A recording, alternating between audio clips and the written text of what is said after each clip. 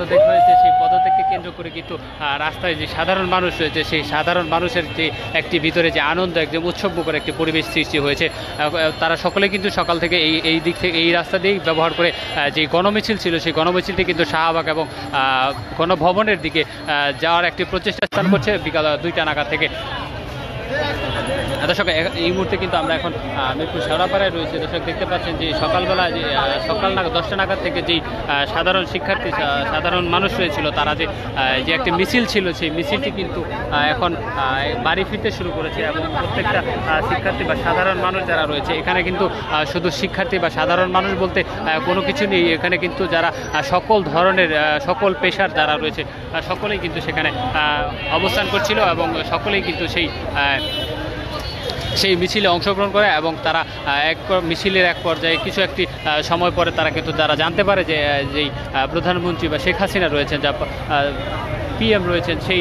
তার কিন্তু পদত্যাগ করেছে এবং গণভবন কিন্তু খালি রয়েছে। সেই জিনিসটি জানার পর থেকে কিন্তু তারা গণভবন দর্শক সেই খবরটি জানার পর থেকে কিন্তু তারা গণভবনে ঘেরাও করে এবং গণভবন থেকে সংসদে যেই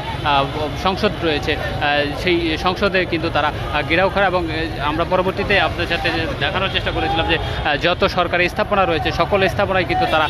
সেই সাধারণ মানুষ যে ভাঙচুর বা তাদের পছন্দের জিনিসগুলি নিয়ে যাওয়ার একটি প্রচেষ্টা সেটি কিন্তু দেখতে পাচ্ছেন। দর্শক আমরা এখনও কিন্তু আপনাদের দেখানোর চেষ্টা করছিলাম যে এখনও কিন্তু দেখতে পাচ্ছেন যে এই সাধারণ মানুষ যারা রয়েছে তাদের কিন্তু পছন্দের সেই জিনিসগুলি তারা নিয়ে বের হচ্ছে।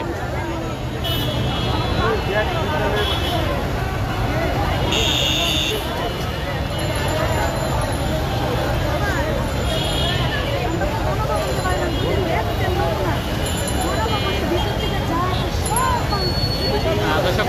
একজন পথচারী কিন্তু যারা রিক্সাতে যাচ্ছিল আমরা তাদের সাথে কথা বলছিলাম যে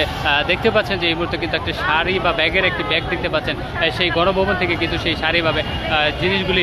নিয়ে আসা হয়েছে এবং সেটি নিয়ে যাওয়া হচ্ছে।